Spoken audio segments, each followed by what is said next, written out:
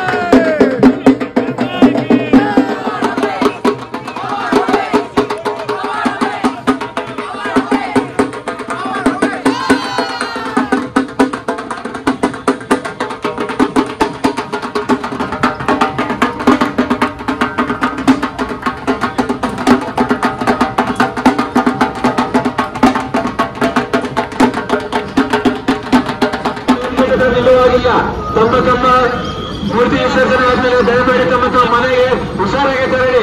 ಇಲ್ಲಿ ನಿಂತ್ಕೊಳ್ಳುವಾಗಿಲ್ಲ.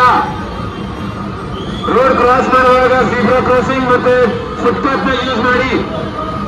ಮತ್ತೆ traffic police ಮತ್ತೆ ಟ್ರಾಫಿಕ್ ವಾರ್ಡನ್ಗೆ ಕೋಆಪರೇಟ್ ಮಾಡಿ. ಅವರು ಹೇಳುವ प्रकार नड़पड़ी। मूर्ति विसर्जन के बाद दया करके अपने अपने सुरक्षित जगह पर रहें और घर सुरक्षित चाहिए। दया करके police personal, traffic police personal और ट्रैफिक वार्डन को कोऑपरेट कीजिए।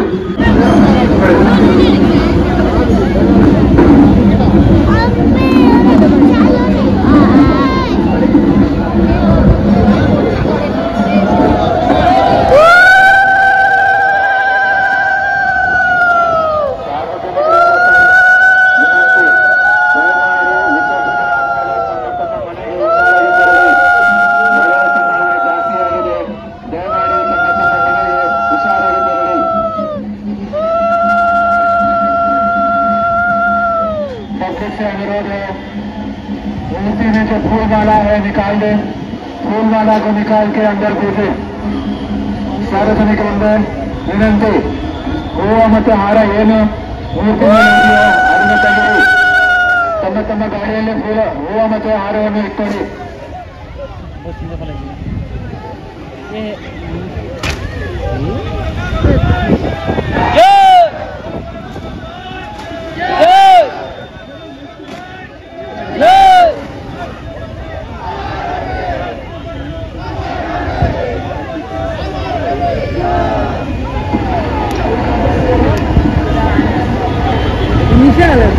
सबसे अनुरोध है, दया करके मूर्ति के विसर्जन के बाद अपने अपने घर